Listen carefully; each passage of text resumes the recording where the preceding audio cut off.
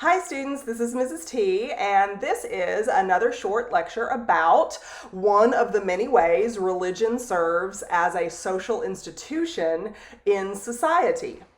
So today we're going to use the United States and we're going to use Christianity as our country and our religion example. Not because we're going to pick on the United States, not because we're going to pick on Christianity, but because typically 90% or more of my students in every single class are Christian or familiar with Christianity enough to kind of know what I'm talking about here. If I was teaching a group of people in Bangladesh, I would talk about the dominant religion there and the government of Bangladesh instead of US and the dominant religion here. So, just that little disclaimer out of the way. Today we're going to talk about a concept called a civil religion. Now this has a very, very long specific definition to it in the chapter in your textbook where you see this appear. So I don't have a definition written on the board. I have a little bit of additional information. You need to refer to your textbook right now to get the definition of civil religion, or ask Siri. Maybe she can tell you. But civil religion is a concept that uses religion's format, uses the characteristics of religion, and compares the typical characteristics of religion and religious faith and practice to the way people are supposed to think about their country, their government, their state, that kind of thing.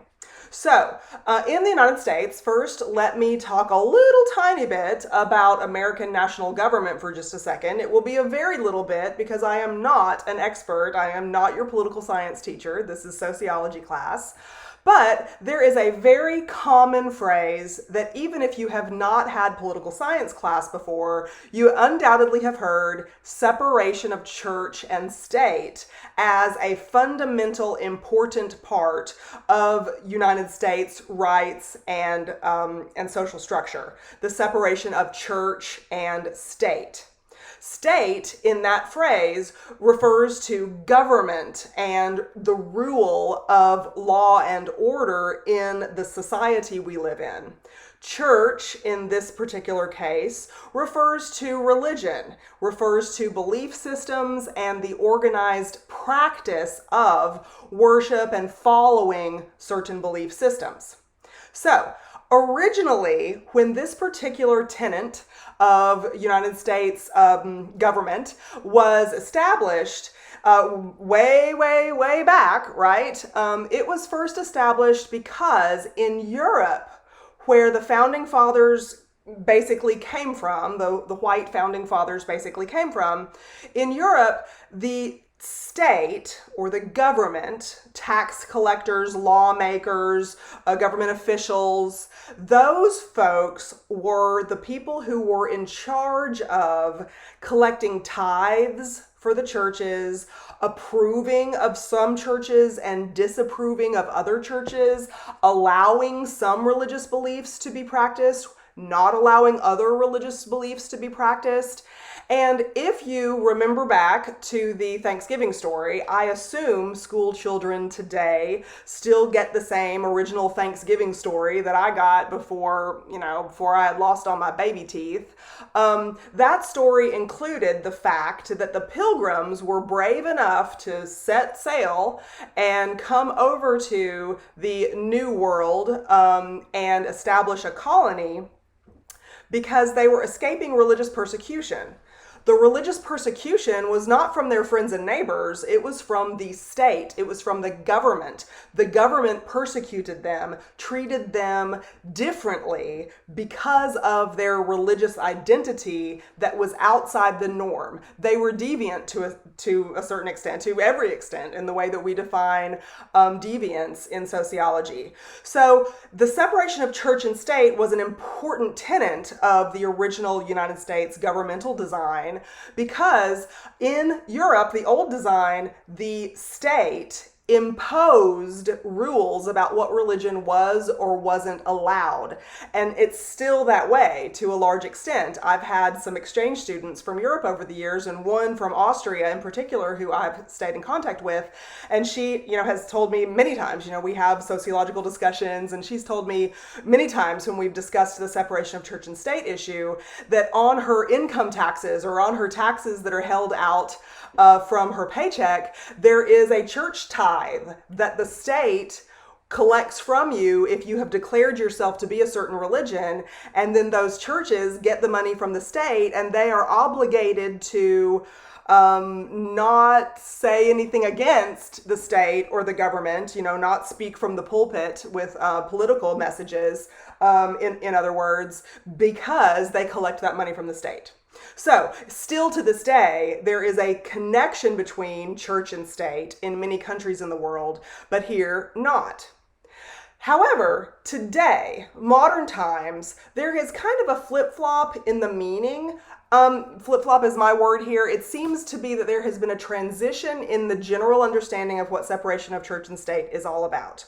Today, there seems to be a general understanding that separation of church and state means that religious behaviors, religious practices, prayer in schools, for instance, there's an example, should not be allowed because schools are funded by the state. And if you bring in the Our Father or even the Pledge of Allegiance, we'll talk about that in just a second, then you are bringing religion into a state-funded organization, and you are imposing a religion on people who maybe aren't believers, and that is somehow unconstitutional, un-American, illegal, or whatever word you want to put into it. So the definition of separation of church and state, at least in popular imagination, has definitely morphed from the original intent to the intent we apply to it today.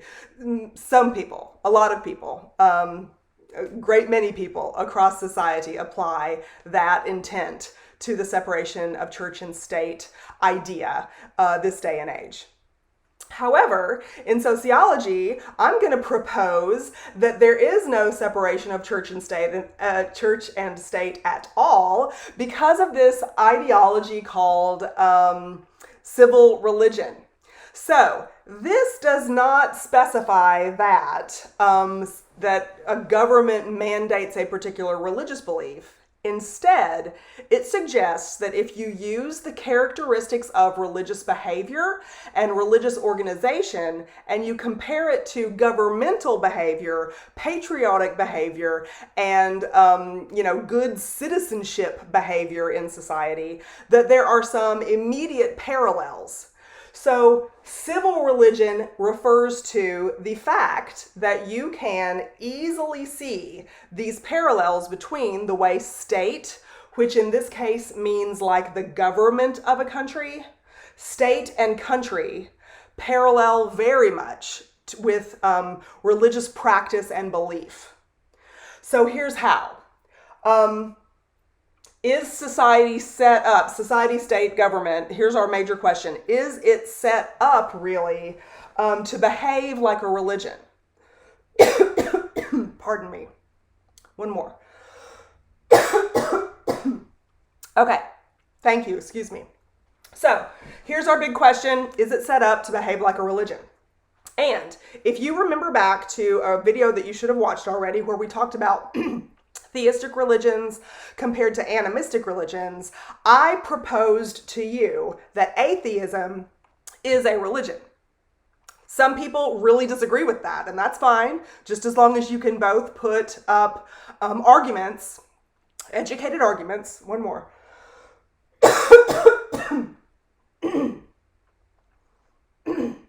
I don't know if the captioning will show my frog in my throat, but let me pause the video so I can fix this. Okay, y'all, that was a doozy. Anyway, thanks for the pause. I got my iced tea cup right here, so hopefully it won't happen again. One more sip. There we go, thank you. Okay, so where were we? Here's our question. Is society set up like a religion?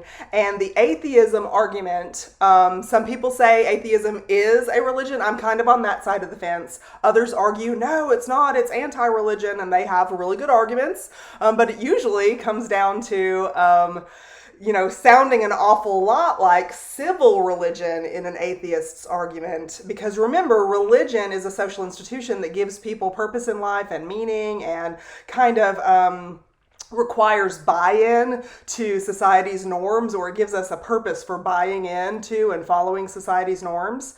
So civil religion, if you think about the way that the United States is kind of organized, and I mean symbolically and citizenship-wise, like religion has symbols and faith ritual behaviors associated with it. Think of symbols, for instance. I've thrown this word out. That is a characteristic of religious practice. Whether you are part of an animistic religion or any type of theistic religion, symbols are part of your religious behavior. You might have a Star of David, you might have a cross, you might have a Darwin fish if you are Jewish, Christian, or atheists. Those symbols represent your belief or your leaning, the way you bend toward your belief system. In the United States and other countries also, we have similar symbols that represent the country that are supposed to evoke loyalty, allegiance. We even have a civil prayer called the Pledge of Allegiance. Whether you leave the phrase "under God" in or out of that civil prayer, it is still a prayer to the state, whether you leave "under God" out of it or not. I leave it in, but some people don't. So if you look at symbols, I skipped ahead to prayer, but if you look at symbols, you've got the flag, you've got the presidential seal, you've got the eagle on the presidential seal, you've got monuments as symbols, White House, Supreme Court building. Usually these things are iconic enough that even kindergarten children can pick them out of a display, like what symbolizes the United States. They can usually pick out the United States flag. Whether their parents taught it to them or not, they've picked it up in their informal socialization process up to the time where they get into first, second grade, those kinds of years in school. So symbols appear both in state and in religion. So these symbols are usually associated with special things having to do with the country or the religion. Since I jumped ahead to prayer, let's look at that too. There are many prayers or even hymns and songs to the nation. Grand old flag, Yankee Doodle Dandy, God Bless America. Some of them literally are prayers to a Christian God about the country. So the Pledge of Allegiance, the Battle Hymn of the Republic, those kinds of things. All of these songs that maybe you learned in fifth grade music class, all of these songs are hymns to something bigger than ourselves, the government, the state we belong to. Remember, when I say state, I'm talking about the country's unit, the unit of government that we have called the United States of America.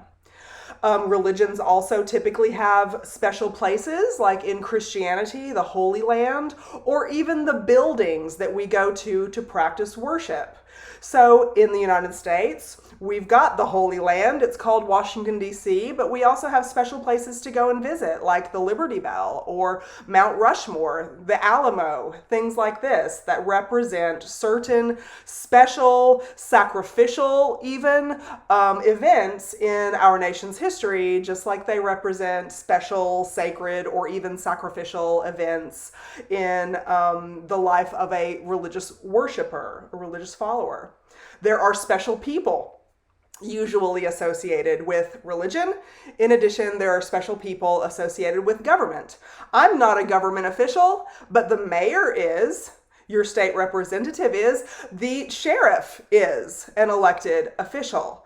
The preacher, the nun, the priest, the minister, the missionary, these folks who have particularly decided to be practitioners of the faith that they belong to are parallel to those lower level and sometimes upper level people who are in charge of or authority figures in either the civil government or religion.